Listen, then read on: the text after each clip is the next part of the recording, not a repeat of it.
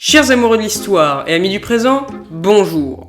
Vous le savez, la France a connu pendant longtemps la monarchie. Lorsque le roi actuel mourait, la succession au trône se faisait par les lois fondamentales du royaume de France. C'est-à-dire que le plus proche parent mâle hérite de la couronne à la mort du roi précédent, en commençant par les descendants. Si le roi n'avait pas d'enfants, on se tournait alors vers ses petits-enfants, puis vers les frères, ensuite vers les neveux, les arrière-neveux, etc.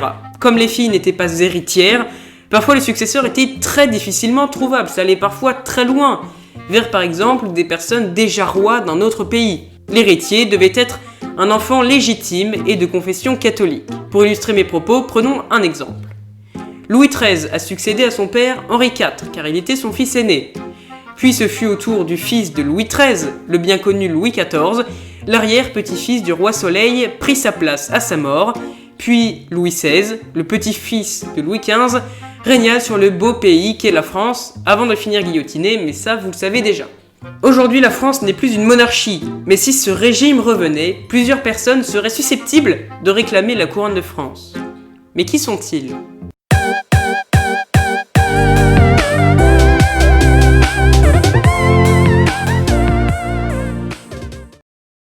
Trois maisons se battent, entre guillemets bien sûr. D'un côté nous avons la maison des Bourbons, avec Louis Bourbon.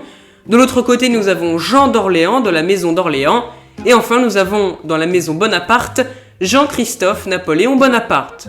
Si on s'en arrête à la lecture stricte de la loi salique, c'est une loi en fait qui définit les règles de succession au trône de France, empêchant notamment l'accès des femmes au pouvoir.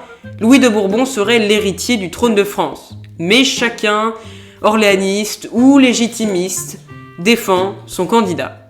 Ils sont descendants de Louis XIV pour l'un et de Louis-Philippe pour l'autre. Louis de Bourbon et Jean d'Orléans se revendiquent tous deux comme étant l'héritier légitime de ces rois. Louis de Bourbon est né le 25 avril 1974 dans la ville de Madrid. Il est le fils d'Alphonse de Bourbon, duc d'Anjou et duc de Cadie, et de son épouse, duchesse de France et grande d'Espagne. Il porte donc le titre de duc d'Anjou, possédant la nationalité française et espagnole. Louis de Bourbon est depuis la mort de son père, c'était le 30 avril 1989, l'aîné des Capétiens. Il est appelé Louis XX par ses partisans. Il descend directement de Saint-Louis, Henri IV et Louis XIV. Il est également arrière-petit-fils de France par sa mère. Il travaille 3 ans pour une banque à Madrid, puis devient vice-président international de la banque occidentale de Descuente, basée à Caracas au Venezuela.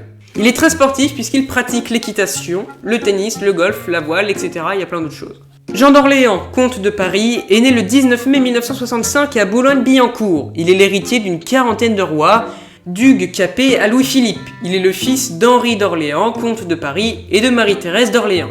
En 1987, il est titré duc de Vendôme par son grand-père, Henri d'Orléans, comte de Paris. Il est le cousin de nombreuses familles royales européennes. À la mort de son père, le 21 janvier 2019, il prend à son tour le titre de comte de Paris. Jean d'Orléans est président d'honneur de la Fondation Saint-Louis, qui administre les biens de la famille d'Orléans. Louis de Bourbon est contesté dans ses droits de successeur possibles, des rois de France et de Navarre, par les orléanistes, puisque ces derniers invoquent un traité, celui d'Utrecht, c'était en 1713, stipulant la renonciation de Philippe de France, c'est un ancêtre direct de Louis de Bourbon, à ses droits au trône de France pour lui-même et pour ses descendants. Les légitimistes maintiennent que selon les lois fondamentales du royaume de France, la couronne est indisponible. Aucun traité ne peut donc interrompre l'ordre de succession de France. Tout cela est bien compliqué, je vous l'accorde. Il est grand temps de vous parler de Jean-Christophe Napoléon Bonaparte. Jean-Christophe est né le 11 juillet 1938 à Saint-Raphaël, c'est dans le sud de la France. Il est un membre de la famille Bonaparte.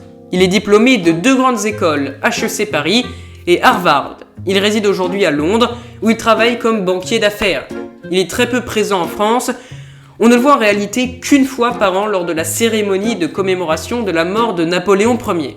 3 hommes pour une place en cas de restitution de la monarchie en France. En tout cas, Louis de Bourbon se dit prêt à monter sur le trône si les Français le lui demandent. Mais je ne suis pas certain que les 2 autres soient d'accord. Voilà, c'est la fin de cette courte vidéo. On se retrouve très bientôt pour une vidéo dans laquelle on parlera plus d'histoire.